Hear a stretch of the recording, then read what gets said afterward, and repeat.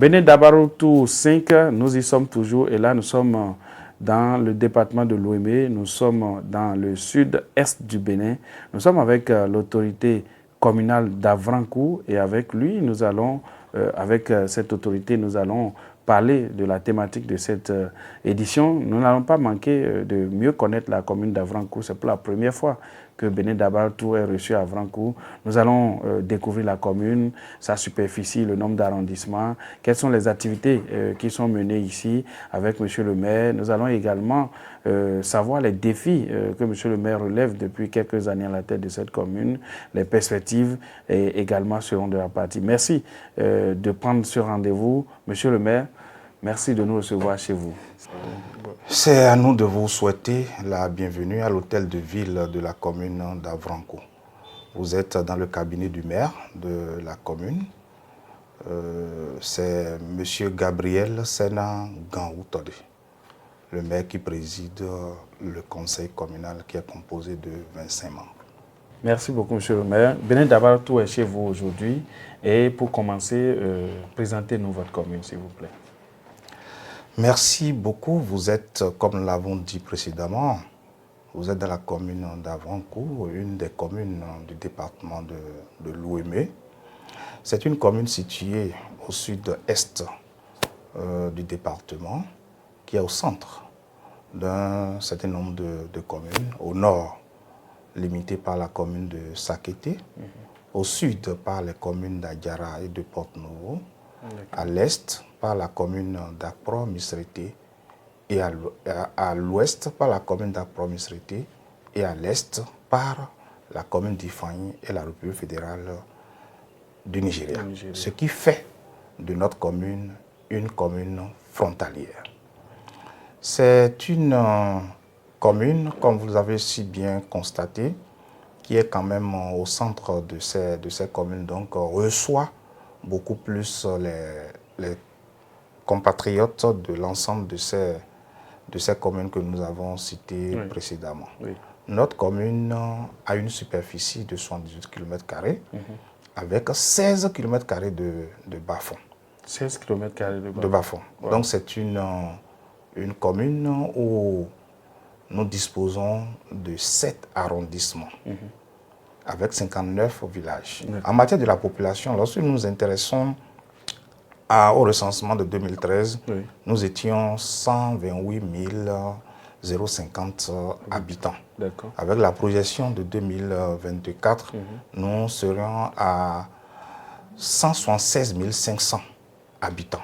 Donc c'est une population en essor de croissance.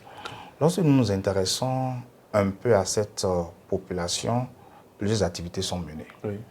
Nous avons, à l'heure où nous parlons, beaucoup de nos parents, hommes et femmes, qui sont en train de préparer leurs champs pour recevoir la saison prochaine. Donc nous sommes beaucoup plus dans l'agriculture avec plusieurs spéculations, la patate, le manioc.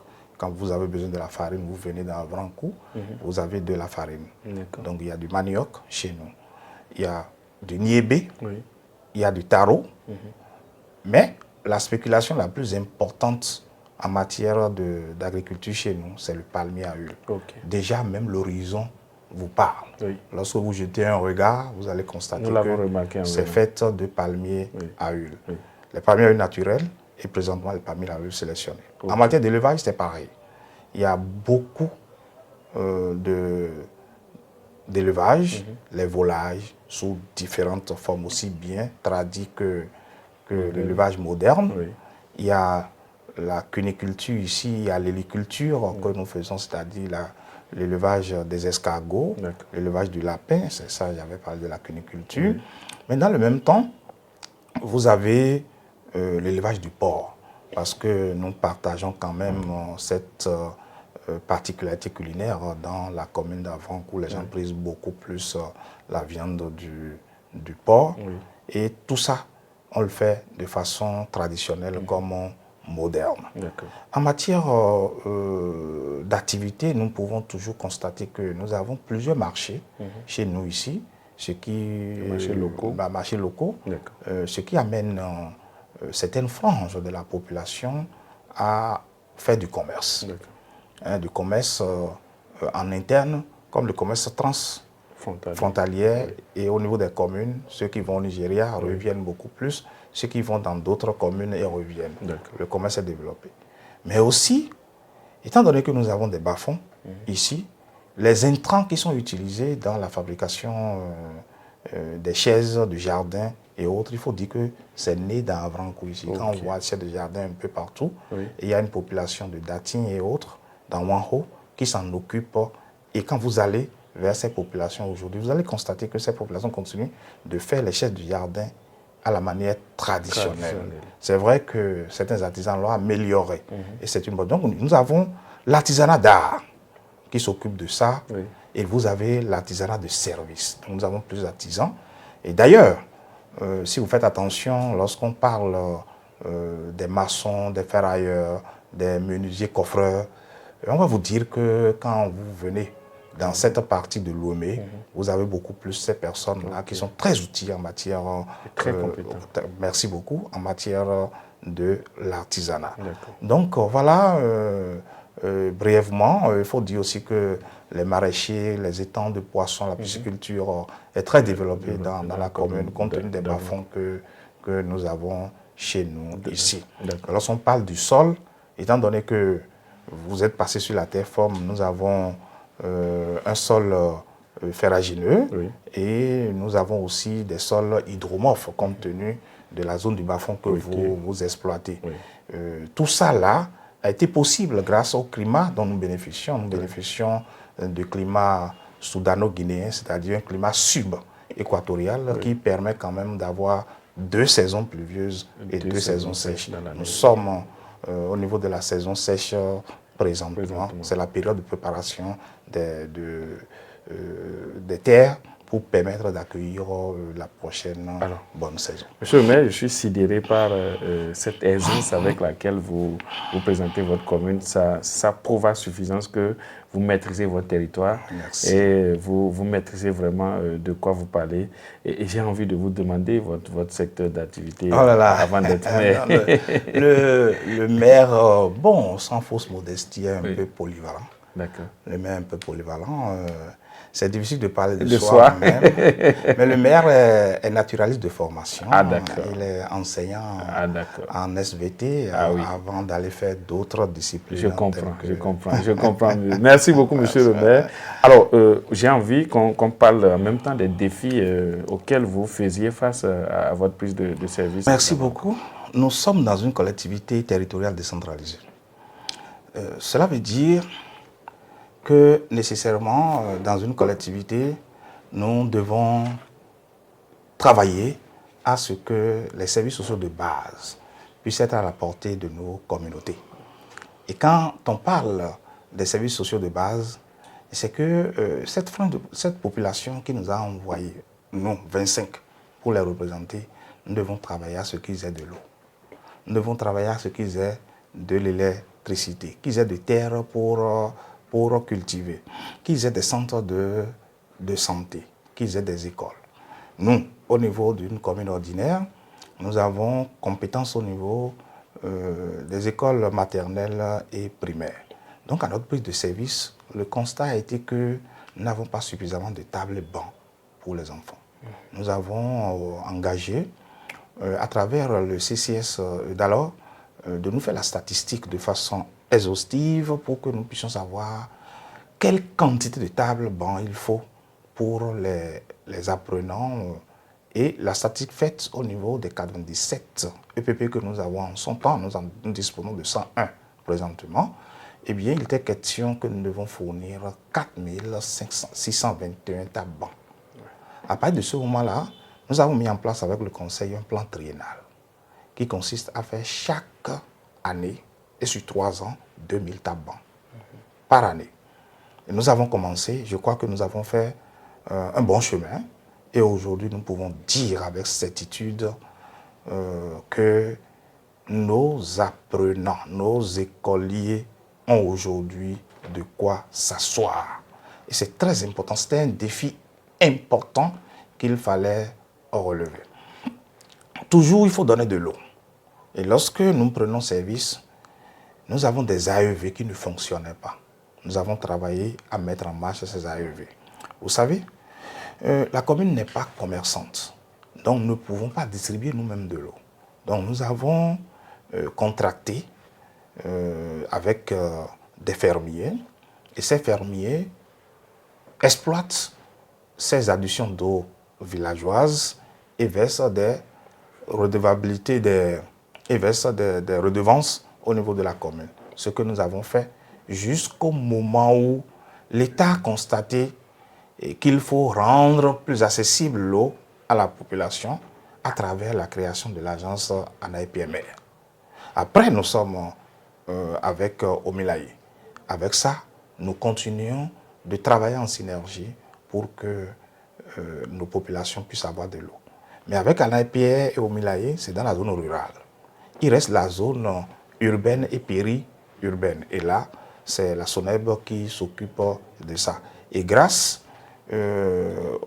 à Miniwash, USAID, nous continuons de faire le travail pour que réellement ceux-là qui sont surtout entre la zone rurale et la zone urbaine, c'est-à-dire une zone qui n'est ni coiffée par la zone rurale, ni coiffée par la zone urbaine, puissent avoir de l'eau. Nous y travaillons sérieusement. Donc, c'est l'occasion pour nous de remercier le conseil communal d'Avranco, qui chaque année fait l'effort de construire un minimum de 3 écoles et de réfectionner 3 à 4 écoles en difficulté. Ce travail est fait chaque année. En matière domaniale, nous avons hérité des difficultés et le conseil a travaillé. Et le mot d'ordre même que nous avons, c'est la sécurité totale en matière domaniale. Et je crois aujourd'hui, même si l'objectif n'est pas totalement atteint, on peut se flotter la main pour dire qu'aujourd'hui, on peut acheter des domaines dans la commune d'Avranco, remplir ces formalités sans être tassé autre mesure ou sans revenir dans 1 à 2 ans et dire que le domaine est perdu. Tout est mis en ordre et tout se passe bien. C'est vrai, les difficultés d'hier, tous ne sont pas encore sortis pour nous voir, pour qu'on puisse régler le problème, mais nous y sommes. Et il y a plus de peur que de mal aujourd'hui lorsqu'il s'agit de venir acquérir des domaines. Donc je voudrais inviter les populations d'ailleurs à toujours faire confiance au conseil communal d'Avranco. En dehors de ça, je crois que nous avons d'autres défis que nous étions en train de lever. Un des défis, c'est la gouvernance. Et cette gouvernance-là, c'est la question de redevabilité vis-à-vis de nos mandants. C'est très important. Vous voyez, dans la commune d'Avranco, un effort est fait. Nous avons décidé avec le conseil d'aller au-delà, c'est-à-dire d'être très proche de nos populations. L'État, à travers le nouveau code de l'administration territoriale, a souhaité que nous fassions 2 redditions de comptes en audience publique. Nous avons dit, nous allons faire 4. Alors, vous allez au-delà de ce qui est prévu. Donc, le 30 décembre passé, nous avons fait la dernière, c'est-à-dire 4e reddition de comptes sur la question des ressources propres. Il fallait rendre compte à la population de ce que nous avons pu engranger l'année pour que la population puisse nous dire comment ils vont s'employer pour que donner encore plus au niveau de l'année. Donc, cette question de redevabilité n'est pas restée indifférente. Cette question a été reconnue par l'État, qui nous a primés dans ce domaine. Déjà en 2022, nous avons été primés 3e au plan national. En 2024, nous sommes revenus encore 2e. Donc, nous avons fait un petit bond en avant. Et la particularité, c'est que les 5 primés en 2022, seul Avranco est revenu. Seul Avranco est revenu et nous avons maintenu le cap en faisant un bond. C'est pour dire que nous avons encore beaucoup de choses à faire, mais nous essayons de faire des petits bonds vers l'avant. Alors, monsieur le maire, ça fait beaucoup d'actions menées en quelques années, ça fait beaucoup de défis relevés. Est-ce que vous avez encore des perspectives, est-ce que vous avez encore des défis qui restent non résolus ou des ambitions que vous nourrissez pour la commune d'Avrancourt? Merci de les partager avec... Oui, merci beaucoup. Je crois que pour cette année encore, les outils de planification sont mis en place, surtout le PAI. Oui. Et là-dedans, il était question que nous continuions pas à valoriser la culture. D'accord. Nous continuions pas à développer le système de tourisme, que nécessairement cette année, nous puissions finir avec la réhabilitation de la maison des jeunes. D'accord. Et là, c'est très important parce que la question des jeunes Oui. est une question d'importance, c'est une question que nous primons. Vous savez, chaque année, nous avons des universités qui sortent, Oui. nous avons des artisans qui sortent et nous devons gérer avec. Et pour cette raison, nous avons nommé un point focal emploi ici. Oui. Donc ça fonctionnait que ça. Hein, ce matin, déjà, il y a le compte rendu de ce qui est fait. Oui. Donc c'est pour dire qu'en matière d'employabilité, nous y travaillons, surtout avec la zone industrielle de Glodjibé, le G10, où nous sommes en négociation permanente avec les entreprises qui sont là-bas pour la session des jeunes. Que ce soit ceux qui sont déscolarisés ou non, même ceux qui n'ont aucun diplôme, nous arrivons à les insérer. En matière de la culture, vous savez, chaque année, de façon interne, nous avons pu quand même organiser la FIMA, c'est-à-dire une organisation culturelle qui regroupe les artistes. Parce que nous avons un patrimoine important au niveau de notre commune. Peut-être que vous n'en avez pas idée, vous êtes dans la commune du patriarche Yéléno Adjaoui, qui est un chanteur philosophe de renom. Et il faut pérenniser tout ce qu'il a mis en place, tout son répertoire qui regorge de beaucoup de rythmes et surtout le rythme Massé Goum, dont il est le pionnier, il est l'initiateur. Donc il est question que nous continuions à travailler. En matière sportive, c'est l'occasion de remercier le chef de l'État, son Excellence Patrice Talon, qui nous a donné un joyau, un stade flambant neuf. Ça développe le sport chez nous ici. Et il faut reconnaître que Avrancourt est une commune très sportive, surtout dans les jeux de main. Quand on parle de volleyball, le handball, et on s'imagine, le rugby est développé dans Avrancourt, où le championnat, il y a 3 ans, c'était Avrancourt qui était champion au plan national. C'est vrai qu'Avrancourt avait représenté le Bénin dernièrement à la Coupe d'Afrique.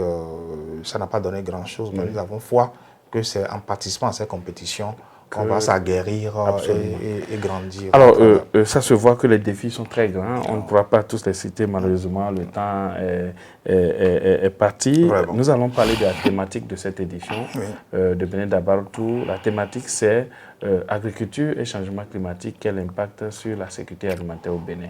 Dites-nous, dans la commune d'Avrancourt, est-ce que vous subissez les effets du changement climatique? La réponse sans embarge, elle est affirmative. Nous subissons les effets néfastes du changement climatique.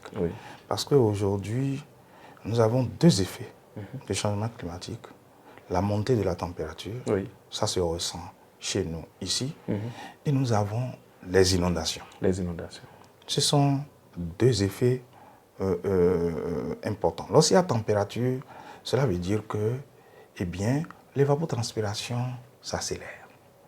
L'eau est très vite enlevée du sol, ce qui assèche le sol. Cela veut dire que les cultures qui étaient à un cycle long, avant qu'ils ne terminent leur cycle, pour produire de fruits, déjà il n'y a plus d'eau.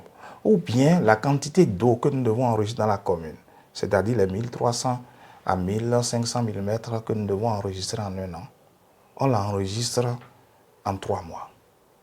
Vous voyez le dégât que ça crée. Ça détruit totalement les plants. Et les endroits où on ne devait pas avoir d'inondation, on a d'inondation. Les endroits où la culture devait s'attendre à la pluie pour pouvoir faire chose là, eh bien, la pluie arrive subitement et provoque une infiltration des minéraux qui devaient nourrir les plants. À partir de ce moment-là, Même si on met de l'engrais, ça ne ne prospère pas, ça ne marche pas. Oui. Et vous constaterez, s'il y a inondation, c'est que les cultures sont ravagées. S'il y a sécheresse, c'est qu'il n'y a pas levé des plants. Oui. À partir de ce moment-là, eh bien, les récoltes attendues ne sont pas au rendez-vous. Vous imaginez ce que ça peut entraîner. Ah oui. Ça ne permet pas de régler le problème de faim. Ça ne permet pas de régler le problème de suffisance, d'autosuffisance alimentaire. Oui. Et là, à défaut de parler de la faim, on peut s'attendre à une disette dans la commune. D'accord. Et depuis quelques années, est-ce que déjà vous avez idée de l'impact que ces changements climatiques ont eu sur les populations? Oui. Lorsque les franges de population qui n'ont autre chose que l'agriculture, oui, qui ne vivent que de ce qu'ils ramènent de leurs champs, ils n'arrivent pas à atteindre le tonnage qui devait les suffire. Ou là-dedans même, ils auront à vendre un peu pour la scolarisation des enfants, faire face aux dépenses de la santé et autres. Ils n'arrivent pas à faire la récolte ou ils n'ont pratiquement parfois rien. Ou parfois même, le fait qu'il n'y ait pas suffisamment de pluie fait développer des insectes nuisibles qui viennent ravager les récoltes. Du coup, vous comprenez le dégât que ça crée. Oui. Ils ne pourront pas s'alimenter, ils ne pourront pas régler leurs problèmes de santé, ils ne pourront pas envoyer les enfants à l'école et satisfaire leur scolarité. Oui. Donc ça crée ce qu'on appelle de la pauvreté dans les ménages, dans beaucoup de ménages d'ailleurs, parce qu'il y a beaucoup de ménages qui ne vivent que des produits champêtres. D'accord. Alors, est-ce que au niveau de la commune, vous avez déjà mené des actions pour soit anticiper ces changements climatiques ou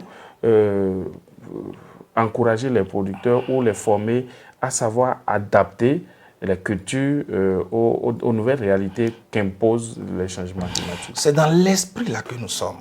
Vous savez, le changement climatique vient surprendre. Et nous avons à nous y adapter. Et pour s'y adapter, il faut une résilience. Il faut développer une résilience. Cela veut dire quoi? D'abord, la façon dont nous avons l'inondation et la sécheresse, on assiste à la pauvreté des sols. Ok. Ça accentue la pauvreté. Ça accentue la pauvreté des sols. Oui. Nous sommes obligés alors d'aller chercher des plans qu'on va mettre pour pouvoir faire quoi? Pour pouvoir réveiller les sols, si on peut ainsi dire, pour rendre beaucoup plus fertiles les sols. Les légumineuses qu'on peut mettre un peu avant la culture pour permettre d'enrichir à nouveau le sol. Le cas par exemple de Mukuna que nous mettons désormais, cette culture, nous sommes en train de travailler là-dessus pour que nos populations, quand ils travaillent une portion, ils l'abandonnent et mettent du Mukuna, mettent du pois d'Angole pour que réellement le Mukuna puisse fertiliser le sol. Et à la saison prochaine, ils font le cheval, ils reviennent là-dessus. Et surtout que ça permet de maintenir l'humidité, permet le développement des micro-organismes qui se chargent de la décomposition de la matière organique en matière nutritive pour les plantes. Donc, voilà ce que nous sommes en train de faire en matière d'anticipation. Autre chose, c'est les semences.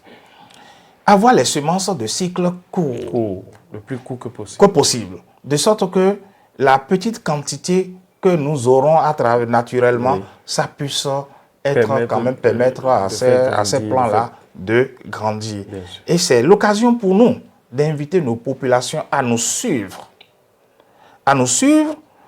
Il y a 2 ans ou 3 ans, nous avons fait une expédition après avoir formé quelques de nos populations à faire l'agroécologie.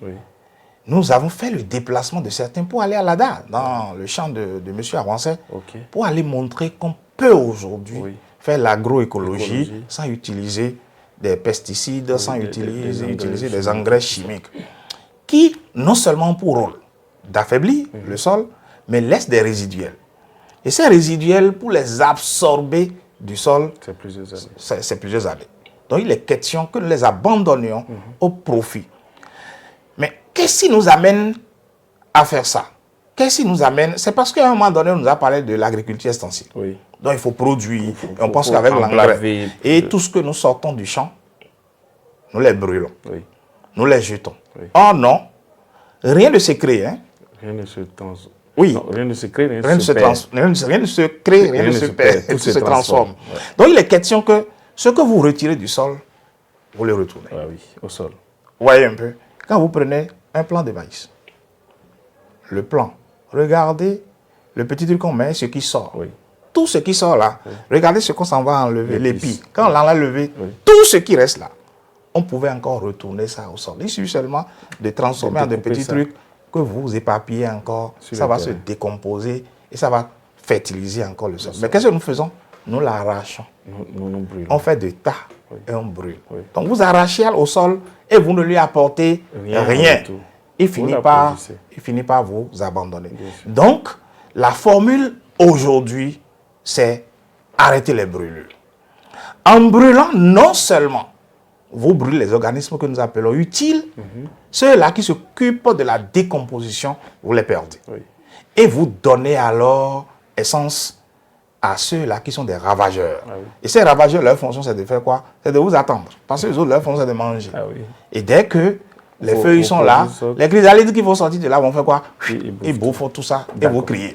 D'accord. Donc c'est ce que nous sommes en train de faire. D'apporter à nos populations pour qu'ils comprennent que réellement, Oui. nous devons aller à l'école de l'agroécologie. Merci beaucoup, monsieur le maire. Alors, nous allons, le temps est très vite parti. Nous allons, est-ce que dans votre commune, vous avez bénéficié des actions du gouvernement? Si oui, lesquelles et quels sont encore vos besoins? Avant d'aller sur les actions du gouvernement à notre endroit, je voudrais sincèrement, au nom de la population, au nom du conseil communal d'Avrancourt, dire un grand merci à notre papa, le chef de l'État, son Excellence Patrice Talon, parce qu'il, à travers son gouvernement, a beaucoup fait dans la commune d'Avrancourt.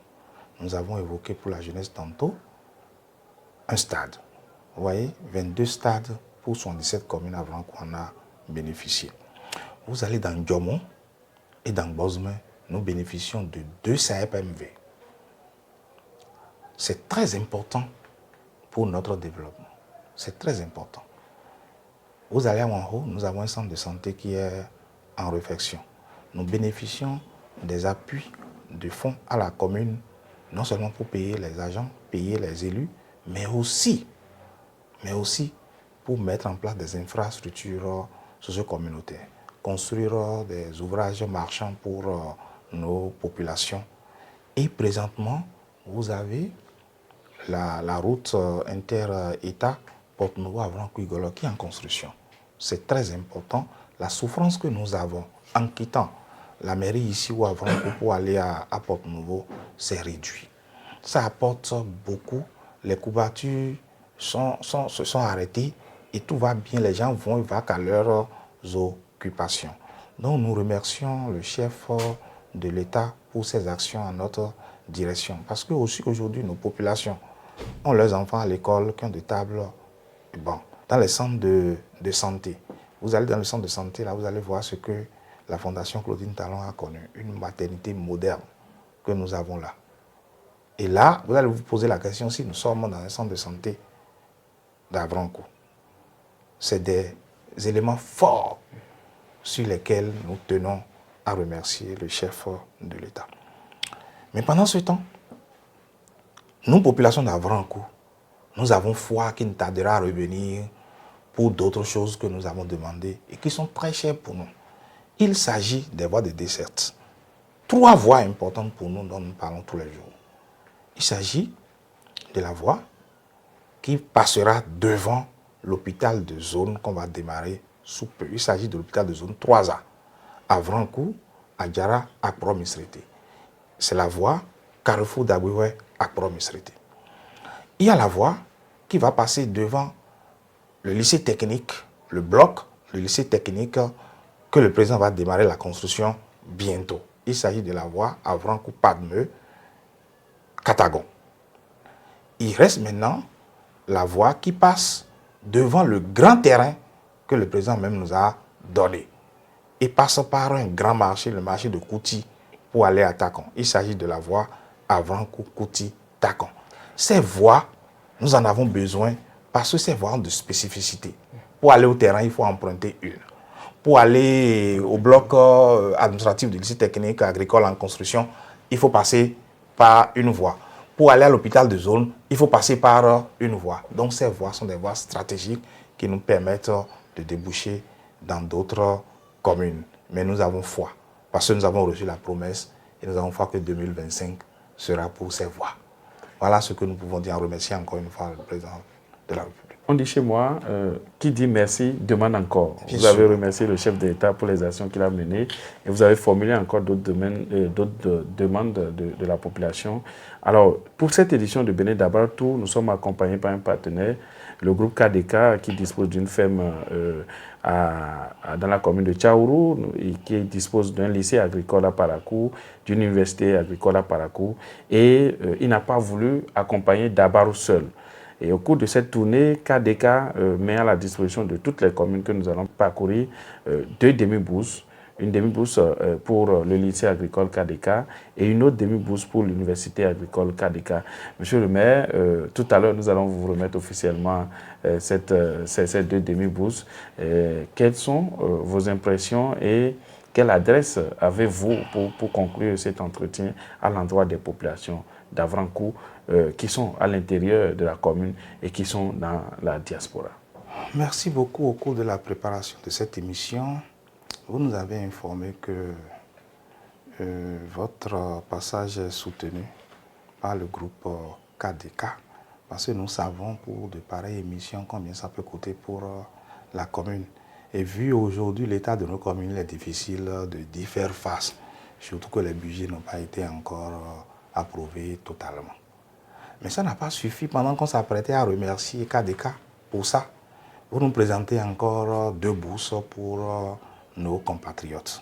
C'est vraiment intéressant et c'est vraiment bien. Nous voudrons très sincèrement remercier les promoteurs de ce groupe qui font de très bonnes œuvres.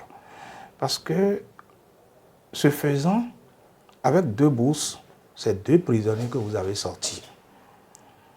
Parce que là, ceux qui sont en situation difficile et qui ne pouvaient, à cause de quelques francs en plus, ne pouvaient pas inscrire leurs enfants, ils vont bénéficier de ces bourses. Donc, nos prières iront vers ces promoteurs pour que réellement Dieu bénisse davantage encore leur poche et que les activités marchent au cours de cette nouvelle année 2025 pour qu'ils en trouvent davantage, pour qu'à l'édition prochaine, nous puissions en avoir plus.